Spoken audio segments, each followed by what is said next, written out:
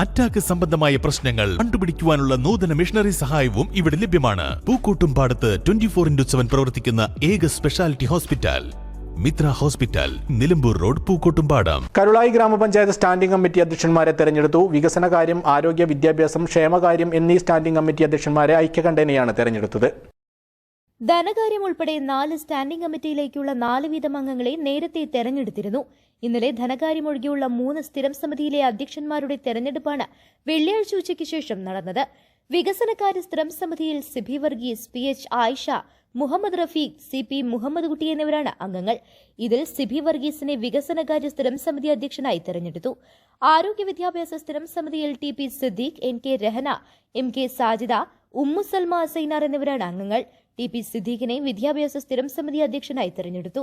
ക്ഷേമകാര്യ സ്ഥിരം സമിതിയിൽ PP ഖദീജ, സലീം മുണ്ടോടൻ, കരുവാടൻ വിപിൻ, ഷുഹൈബ് മൈലമ്പാറ എന്നിവരാണ് അംഗങ്ങൾ. ഇതിൽ PP ഖദീജയെ ക്ഷേമകാര്യ സ്ഥിരം സമിതി അധ്യക്ഷയായി തെരഞ്ഞെടുത്തു. വൈസ് പ്രസിഡന്റ് പദവി വഹിക്കുന്ന വ്യക്തി തന്നെയാവും ധനകാര്യ സ്ഥിരം സമിതി അധ്യക്ഷന്മാരാവുകയെന്നതിനാൽ EK ഉസ്മാനെ ചെയർമാനായും നിഷ, EK തെസ്നി, മുകേഷ് എന്നിവരെ ഇതിലെ അംഗങ്ങളായും തെരഞ്ഞെടുത്തു. Returning officer Sholi, assistant returning officer Muhammad Shafi, Ibrahim, assistant secretary Jayan തുടങ്ങിയവർ നടപടിക്രമങ്ങൾ നിയന്ത്രിച്ചു. കരുളായി ഗ്രാമപഞ്ചായത്തിന്റെ വികസനത്തിനായി കക്ഷിഭേദമില്ലാതെ ഒറ്റക്കെട്ടായി പ്രവർത്തിക്കുമെന്ന് പുതുതായി തെരഞ്ഞെടുക്കപ്പെട്ട അധ്യക്ഷന്മാർ പറഞ്ഞു. News bureau, Karulai.